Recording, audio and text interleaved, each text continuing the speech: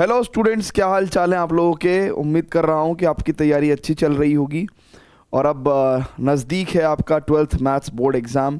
तो ये जो आज मैं वीडियो इसके अंदर कुछ सजेशन, कुछ टिप्स आपके साथ शेयर कर रहा हूँ और बहुत छोटी छोटी, बहुत बेसिक सी बातें हैं। अगर आप ध्यान रखेंगे तो एग्ज़ाम, क्योंकि मैथमेटिक्स का जो एग्ज़ाम होता है वो जनरली थोड़ा लेंदी होता है, बच्चों को टाइम कम पड़ जाता है, टाइम मैनेजमेंट नहीं हो पाता और ऑन दी अदर हैंड कुछ क्वेश्चंस बच्चों को डिफ़िकल्ट भी लगते हैं और वो उनको सॉल्व भी नहीं कर पाते और उनकी वजह से उनका टाइम भी बहुत ज़्यादा वेस्ट हो जाता है।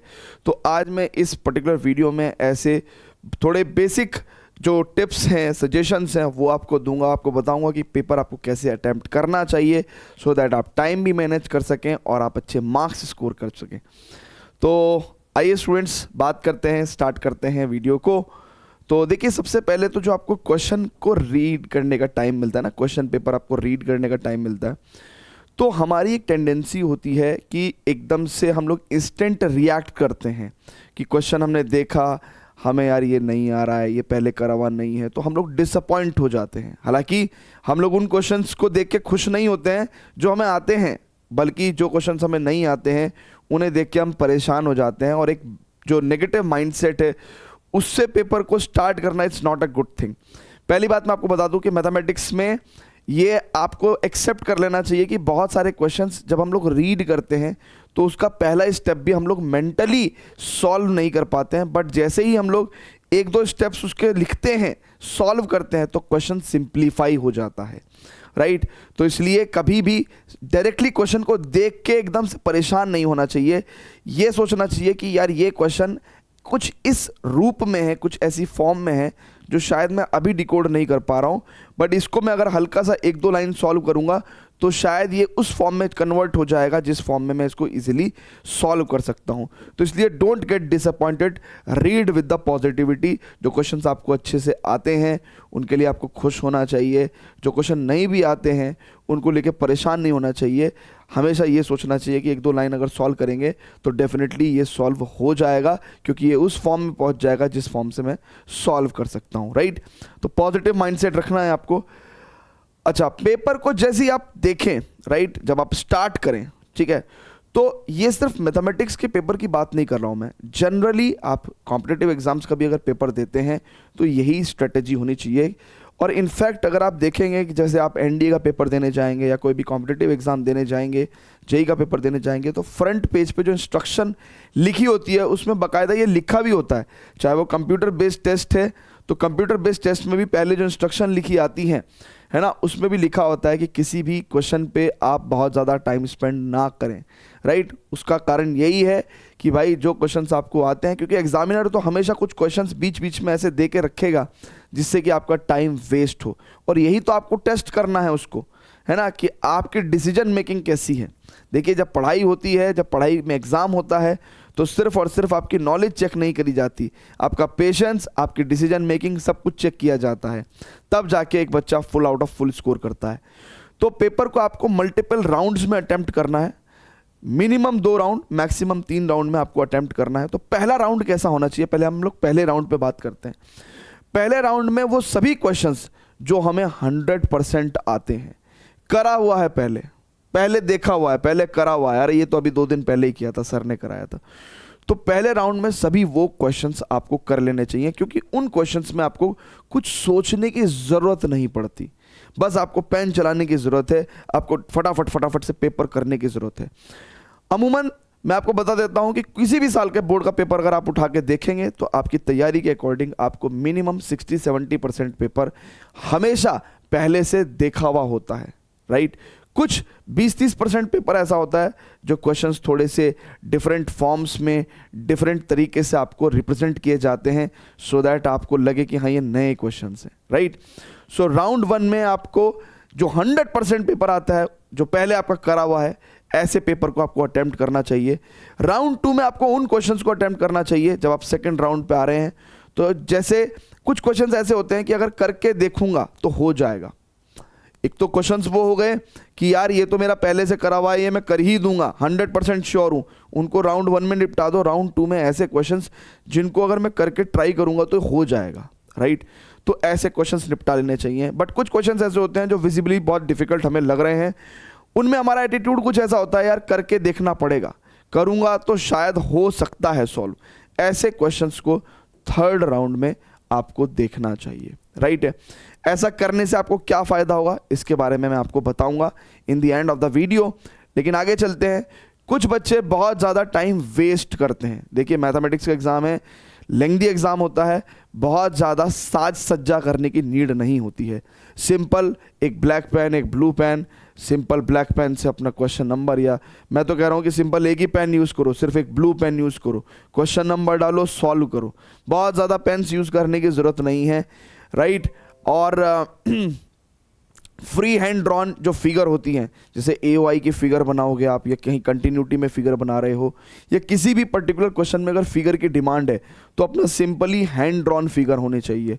सिर्फ एक LPP एक ऐसा जो क्वेश्चन होंगे, LPP के क्वेश्चन ऐसे होंगे, जैसे 3D में अगर मान लो फिगर बनाने की नीड पड़ गई तो सिंपल अपना पेंसिल से फिगर बनाओ, फ्री हैंड फिगर, कोई कंपास स्केल यूज़ करने की नीड नहीं है। बस एक LPP में आपको स्केल यूज़ कर लेना चाहिए, क्योंकि वहाँ पे आपको उस फिगर से एक्यूरेसी से लेना देना है, आप पॉइंट्स निकालते हैं, राइट है। तो एक LPP में आपको स्केल यूज़ करना चाहिए ऑन द ग्राफ पेपर। आगे बात करते हैं, तो ऐसे करके काफ़ी समय आपका बचता है। अदरवाइज़ अगर आप साज सज्जा करेंगे, थोड़े पेन बदलते रहेंगे, स्केल से फिगर बनाएंगे ना, तो फिर तो बहुत टाइम वेस्ट हो जाता है। तो इसलिए टाइम बचा के चलें, टाइम बहुत कीमती चीज़ है एग्ज़ाम के अंदर। उसके बाद मैं स्टूडेंट्स आपसे ये कहूँगा कि एक, जैसे कि हम लोग भी यहाँ पे प्रैक्टिस करते रहते हैं, तो कभी कभार जैसे मैं कुछ क्वेश्चन सॉल्व करता हूँ तो मैं कुछ ऐसे पॉइंट्स होते हैं क्वेश्चन के अंदर, कुछ ऐसे पॉइंट्स होते हैं क्वेश्चन के अंदर जहाँ पे, जैसे फॉर एग्जांपल अगर मैं ये सॉल्व कर रहा हूँ, होमोजेनियस डिफरेंशियल इक्वेशन सॉल्व करने वाला हूँ, तो मैं पहले चेक कर लेता हूँ कि यार मेरी होमोजेनियस डिफरेंशियल इक्वेशन सही फॉर्म में भी मैंने लिख दी है कि नहीं लिख दी है। तो हमको इमीडिएट चेक कर लेना चाहिए। वो एक कहावत आपने सुनी होगी, बचपन में भी टीचर्स कहते होंगे, पूरा पेपर ख़त्म हो जाए बाद में चेक करना। अरे बाद में चेक करके रिग्रेट ही मिलेगा, क्योंकि पेपर में टाइम तो मिलेगा नहीं ठीक करने का उसको। तो इसलिए जब आप करते हो उसी टाइम पे instantly, not more than 5 second, not more than 5 second, मैं तो कह रहा हूँ 1-2 सेकंड के अंदर आप चेक कर सकते हो कि हाँ कुछ गलती तो नहीं है, क्योंकि ताज़ा ताज़ा करते हैं, और ताज़ा ताज़ा करते हैं तो एकदम से गलती होती है तो भी दिखाई पड़ जाएगी कि अरे यार यहाँ पे प्लस नहीं माइनस आना चाहिए था।